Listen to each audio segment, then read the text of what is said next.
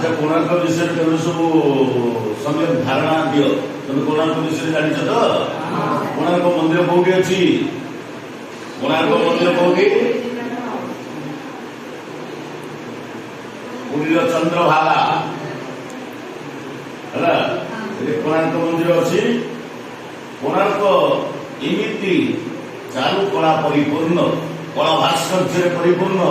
କୋଣାର୍କର କଳାକୀର୍ତ୍ତି ସମଗ୍ର ବିଶ୍ୱ ବିମଣ୍ଡିତ, ବିଶ୍ୱ ବିଦିତ।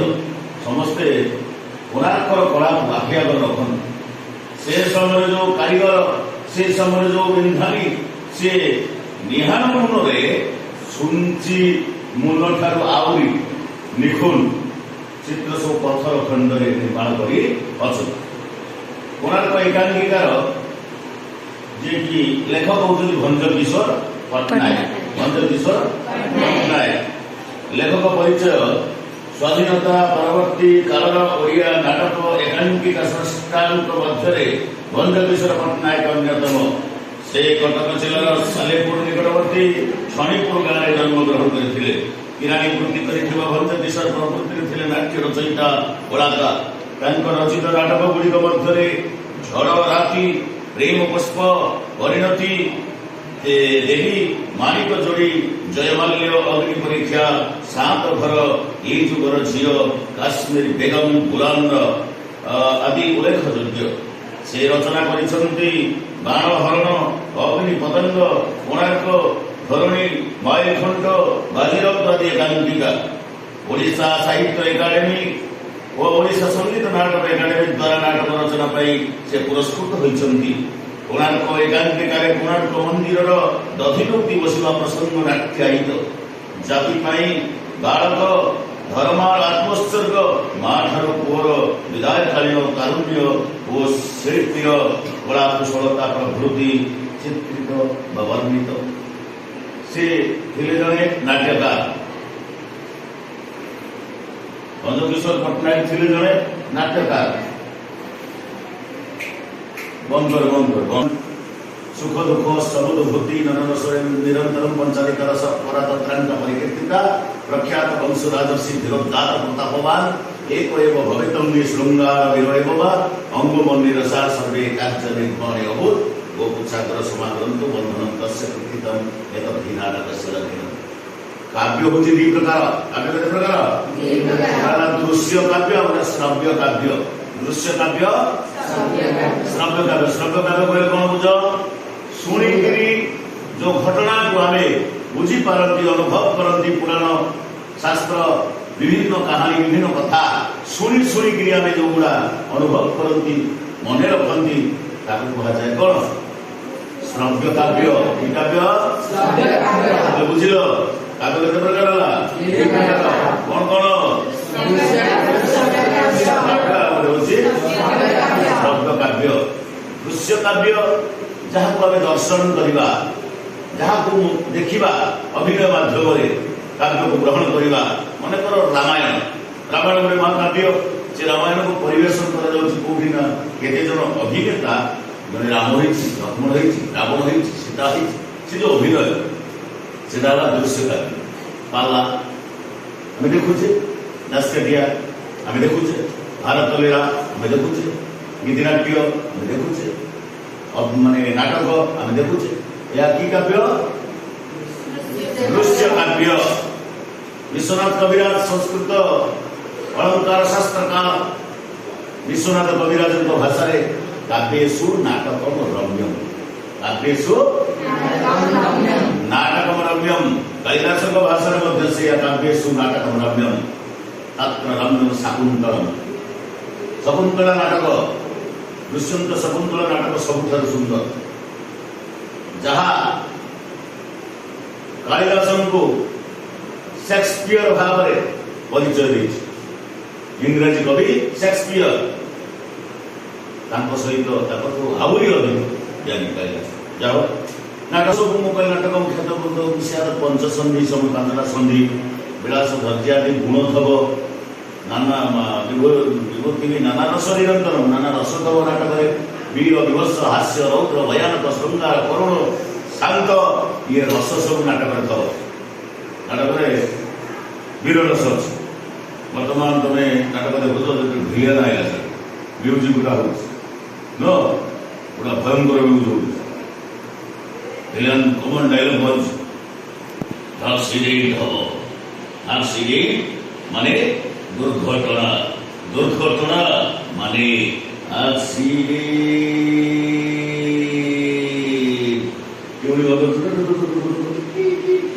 ଲାଗିଲା ହେଲା। ଭିଲିଆନ କଣ ସଂଗ୍ରାମ କମେଡିଆନ ତା ବାଧ୍ୟ ଗୋଟା ହେଲା। ସେ ଆସିଗଲା କି ମାନେ ହାସ୍ୟରସ, ଆସିଗଲା କଣ ହାସ୍ୟରସ। କମେଡିଆନ ସେଠି ଚାଲିଗଲା। ବାରମଜା ଆସିଗଲା ଆପଣମାନଙ୍କୁ ବଜାରକୁ ଦେଖନ୍ତୁ କି ସବୁ ମୁଖ କମେଡି। ତାପରେ ଚରିତ୍ର ଅଭିନେତା ଆସିବ, ଦୁଃଖରେ ଭାଙ୍ଗି ପଡ଼ିଥିବା ଅଭିନେତା। ସେ ମଞ୍ଚକୁ ଆସି ଛିଡ଼ା ହେଇ ଧବଳ ପେଣ୍ଡାରେ ଜଗନ୍ନାଥ ଥିବେ, ତାଙ୍କୁ କହିବ କାଳିଆ ଦୋଷ କ'ଣ ଥିଲେ କାଳିଆ, କାହିଁକି ମୋ ମୁଣ୍ଡ ଉପରେ ଏତେ ଗୋଟେ ଚିନ୍ତାର ପାହାଡ଼ ଲଦି ଦେଇଛୁ। ସତ କହୁଥିଲି କାଳିଆ, ତୁ ଯଦି ମୋ ଦୁଃଖ ନ ଶୁଣୁ ତାହେଲେ ତ 22 ପାହାଚ ତଳେ ମୋ ମୁଣ୍ଡ ପିଟି ପିଟି ମରିଯିବି କାଳିଆ, ମୁଣ୍ଡ ପିଟି ପିଟି। ଚରିତ୍ର ଅଭିନେତା ଗଲା। ତାପରେ ବିଭତ୍ସ, ବୀର, ହାସ୍ୟ, ରୌଦ୍ର, ଭୟାନକ, ଶାନ୍ତ, ଏହି ପ୍ରକାର ରସ ସବୁ ସେଥିରେ ହେଲା। ଗୋଟିଏ ରସ ଯଦି ଅଙ୍ଗ ହେଲା ଆଉ ଗୋଟେ ରସ ଅଙ୍ଗୀ ହବ। ଯଦି କରୁଣ ରସଟା ଅଙ୍ଗ ହେଲା ହାସ୍ୟ ରସ ଅଙ୍ଗୀ ହବ। ମାନେ ବହୁତ ସାରା କିଛି ପ୍ୟାଥସ୍ ବହି ଚାଲିଛି ତାଦେହରେ ଦୁଃଖର ନାଟକ।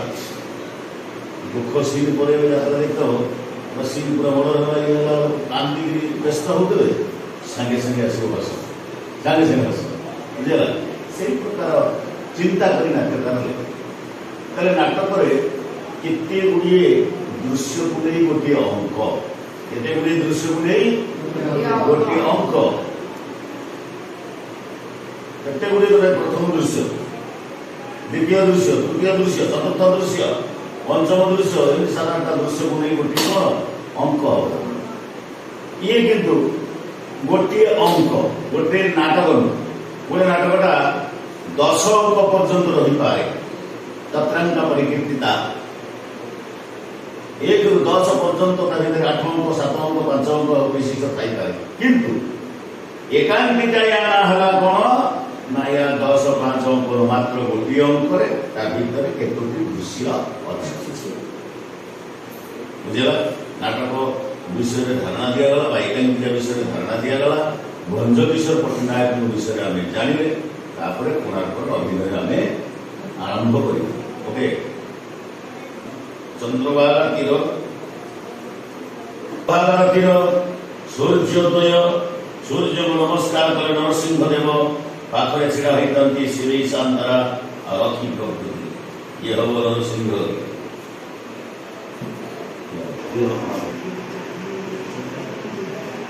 ଦେଖିଲ ଦେଖିଲ ତମେ ଦେଖିଲ ଶିବେଇ, ଦେଖିଲି ଛାମୁ, ଅପୂର୍ବ ଅପୂର୍ବ ଅପୂର୍ବ ଅପୂର୍ବ, ବାସ୍ତବିକ ଅପୂର୍ବ वास्तविक अपूर्व अपूर्व हे दृश्य सूर्यदेव जेपरी समुद्र वक्षर लंब प्रदान करी आकाश उदित होइछन्ति ये दृश्य बोधे मो जीवन रे अपासरा हेइ रहिथिबो छामु सौंदर्यर पुजारी आज्ञा सौंदर्यर पुजारी शुण शिवेई शुण शिवेई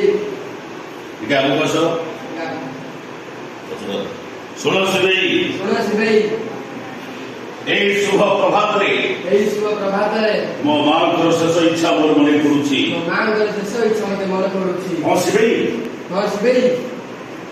छाया महादेवी शेष अनुरोध थिला चंद्रभागे जेपरि एक सूर्य मंदिर को प्रतिष्ठा करे छामु ये तो महत इच्छा छामु ताछड़ा उत्कल रे बहु मंदिर प्रतिष्ठा होइछि देखे बुझली को ତା ଛଡ଼ା ଏ ଉତ୍କଳରେ ବହୁ ମନ୍ଦିର ପ୍ରତିଷ୍ଠା ହେଇଛି। ତା ଛଡ଼ା ଏ ଉତ୍କଳରେ ବହୁ ମନ୍ଦିର ପ୍ରତିଷ୍ଠା ହୋଇଛି। କିନ୍ତୁ ସୂର୍ଯ୍ୟ ଦେବତାଙ୍କର ଉପାସନା ପାଇଁ କିନ୍ତୁ ସୂର୍ଯ୍ୟ ଦେବତାଙ୍କର ଉପାସନା ପାଇଁ ଗୋଟିଏ ସୁଦ୍ଧା ମନ୍ଦିର ହେଇନି। ଗୋଟିଏ ସୁଦ୍ଧା ମନ୍ଦିର ହେଇନି। ସତ୍ୟ ଛାମୁ ସତ୍ୟ ଛାମୁ ନିରାଟ ସତ୍ୟ। ନିରାଟ ସତ୍ୟ। ଜାଣିସିବି ଜାଣିସିବି ଜାଣିସିବି ଜାଣିସିବି ସୂର୍ଯ୍ୟଙ୍କୁ ପୂଜା କରି ଶାମ୍ବ ଦୁରାରୋଗ୍ୟ କଷ୍ଟ ବ୍ୟାଧିରୁ ମୁକ୍ତ ହୋଇଥିଲେ। ସୂର୍ଯ୍ୟଙ୍କୁ ପୂଜା କରି ଶାମ୍ବ ଦୁରାରୋଗ୍ୟ କଷ୍ଟ ରୋଗରୁ ମୁକ୍ତ ହୋଇଥିଲେ। ସୂର୍ଯ୍ୟଦେବ ହିଁ ସ୍ୱୟଂ ନାରାୟଣ। ସୂର୍ଯ୍ୟଦେବ ହିଁ ସ୍ୱୟଂ ନାରାୟଣ। ସୂର୍ଯ୍ୟ ହେଉଛନ୍ତି ସତରେ ନାରାୟଣ। ସୂର୍ଯ୍ୟ ହେଉଛନ୍ତି ସତରେ ନାରାୟଣ। ପୁଣ୍ୟ ପ୍ରଭାତରେ ପବିତ୍ର ସୂର୍ଯ୍ୟ ବଂଶର ଦୟାଧନୁ ପୁଣ୍ୟ ପ୍ରଭାତରେ ଏ ସୂର୍ଯ୍ୟ ବଂଶର ଏ ସୂର୍ଯ୍ୟ ବଂଶର ପ୍ରକୃତ ଦୟାଧନୁ ଦୟାତମୁ ତାଙ୍କୁ ହିଁ ସାକ୍ଷୀ ରଖି ତାଙ୍କୁ ଏ ସାକ୍ଷୀ ରଖି ମୁଁ ପ୍ରତିଜ୍ଞା କରୁଛି ପ୍ରତିଜ୍ଞା କରୁଛି ମନ୍ଦିର ଏଇଠି ତୋଳା ହବ। ମନ୍ଦିର ଏଇଠି ତୋଳା ହବ। ଆଉ ସେ ମନ୍ଦିର ହବ ଆଉ ସେ ମନ୍ଦିର ହବ କାରୁକାର୍ଯ୍ୟରେ କାର୍ଯ୍ୟରେ ଉତ୍କଳର ସର୍ବଶ୍ରେଷ୍ଠ କୀର୍ତ୍ତି। ଉତ୍କଳର ସର୍ବଶ୍ରେଷ୍ଠ କୀର୍ତ୍ତି। ସମ୍ରାଟ ସମ୍ରାଟ ସମ୍ରାଟ ପରମ ଧାର୍ମିକ ସମ୍ରାଟ ପରମ ଧାର୍ମିକ ମହାନୁଭବ ମହାନୁଭବ ସମ୍ରାଟଙ୍କର ଜୟ ହଉ। ସମ୍ରାଟଙ୍କର ଜୟ ହେଉ। ଜୟ ମହାରାଜ ନରସିଂହ ଦେବଙ୍କର ଜୟ ମହାରାଜ ନରସିଂହ ଦେବଙ୍କର ଜୟ ମହାରାଜ ନରସିଂହ ଦେବଙ୍କର ଜୟ ନରସିଂହ ଦେବଙ୍କର ଜୟ ମହାରାଜ ନରସିଂହ ଦେବଙ୍କର ଶ୍ରୀ ଶିବେଇ ତମେ ମୋର ଅତ୍ୟନ୍ତ ବିଶ୍ୱାସୀ। ତମେ ମୋର ଅତ୍ୟନ୍ତ ବିଶ୍ୱାସ। ଛାମୁ ଛାମୁ ଆଜି ତମରି ହାତରେ ଆଜି ତମରି ହାତରେ ଆଜି ତମରି ହାତରେ ଆଜି ତମରି ହାତରେ ମୁଁ ଏ ବିରାଟ ଦାୟିତ୍ୱ ନ୍ୟସ୍ତ କରୁଛି। ମୁଁ ଏ ବିରାଟ ଦାୟିତ୍ୱ ନ୍ୟସ୍ତ କରୁଛି। ସମୁଦ୍ର ଛାତି ଉପରେ ସମୁଦ୍ର ଛାତି ଉପରେ ଏଇ ପଦ୍ମତଳା ଗଣ୍ଡ ଉପରେ এই পদ্মতলা গণ্ড উপরে ମନ୍ଦିର ତୋଳା ହବ। মন্দির তোলা হব। କାରିଗରୀ କୌଶଳରେ কারিগরি কৌশলে ରୂପର ଗାରିମାରେ রূপর গাড়িমারে ଏ ମନ୍ଦିର ହବ ସାରା ବିଶ୍ୱରେ ଅଦ୍ୱିତୀୟ। এই মন্দির হব সারা বিশ্বের অদ্বিতীয়। ତାହା ହିଁ ହବ ସମ୍ରାଟ। କାହାଣୀ ହବ ସମ୍ରାଟ ଛାମୁକ ଆଦେଶ ଛାମୁଙ୍କ ଆଦେଶ ଅବଶ୍ୟ ପାଳିତ ହବ। ଅବଶ୍ୟ ପାଳିତ ହେବ। ଏ ନଗଣ୍ୟ ପ୍ରଜା ସେବୀ ଶାନ୍ତ୍ର ଉପରେ ଏ ନଗଣ୍ୟ ପ୍ରଜା ଶିବି ଶାସ୍ତ୍ର ଉପରେ ଅତୁଟ ବିଶ୍ୱାସ ରଖି ଅତୁଟ ବିଶ୍ୱାସ ରଖି ମଣିମା ତା ଜୀବନକୁ ଧନ୍ୟ କରିଦେଲେ। ମଣିମା ତା ଜୀବନକୁ ଧନ୍ୟ କରିଦେଲେ। ଧନ୍ୟ କରିଦେଲେ ମଣିମା। ଧନ୍ୟ କରିଦେଲେ ମଣିମା। ଏ ଅଧମ ସେବୀର ଏ ଅଧମ ଶିବେଇର ଜୀବନକୁ ଆପଣ ଧନ୍ୟ କରିଦେଲେ। ଜୀବନକୁ ଆପଣ ଧନ୍ୟ କରିଦେଲେ।